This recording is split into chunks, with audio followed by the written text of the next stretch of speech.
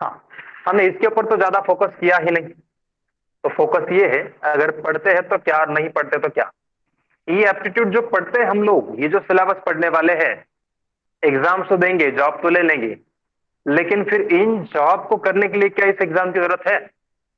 क्या आप आईपीएस बन के प्रॉफिट और लॉस के क्वेश्चन सॉल्व करेंगे?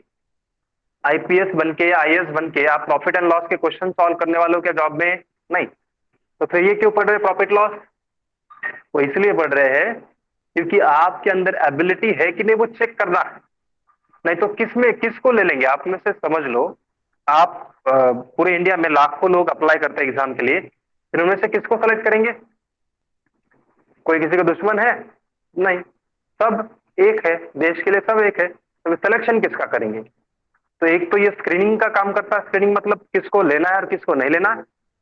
दूसरी बात, आपको लेना है तो आपको रीजनिंग आता है कि नहीं, एप्टीट्यूड आता है कि नहीं। एप्टीट्यूड रीजनिंग आया तो सब होशियार है, ऐसी बात नहीं।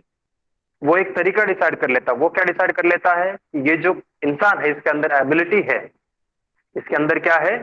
एबिलिटी है। अगर हमने इसको ट्रेनिंग दे दिया तो ये उस पोस्ट पे काम कर पाएगा।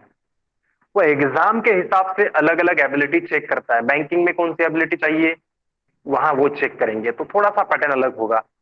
आईएएस बनना है तो उसके लिए थोड़ी एप्टीट्यूड से ही काम चलेगा क्या? नहीं, और भी कुछ चीजें उनकी चेक करनी पड़ेंगी। कंपनी में जाना है, वहां काम करना है, तो वहां कुछ अलग एबिलिटी होगी थोड़ी सी। फिर एमपीएससी देनी है, वहां अलग एबिलिटी रहेंगी। एसएससी में जाना है, वहां अलग एबिलिटी होंगी। तो ये अलग अलग एबिलिटीज होती है, वो चेक करने के लिए आपकी एप्टीट्यूड टेस्ट ली जाती। अगर नहीं ली तो क्या होगा? मान लो, मान लो आप आईएएस बन गए, और आप आईएएस बन गए, समझ लो कलेक्टर हैं, कलेक्टर बन गए आप।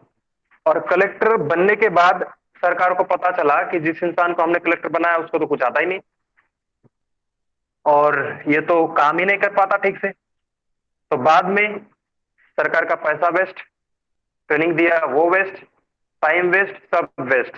उसके लिए और एक इंसान फिर उनको सेलेक्ट करना पड़ेगा, उनको फिर किसी डिस्ट्रिक्ट का कलेक्टर बनाना पड़ेगा। तो अगर ये पहले ही चेक किया कि ये इंसान एबल है कि नहीं है, इसके अंदर एबिलिटीज है कि नहीं है, क्या ये सिचुएशन को हैंडल कर पाएगा, बाद में कुछ कम ज्यादा होता है तो क्या ये सिचुएशन को हैंडल कर पाएगा?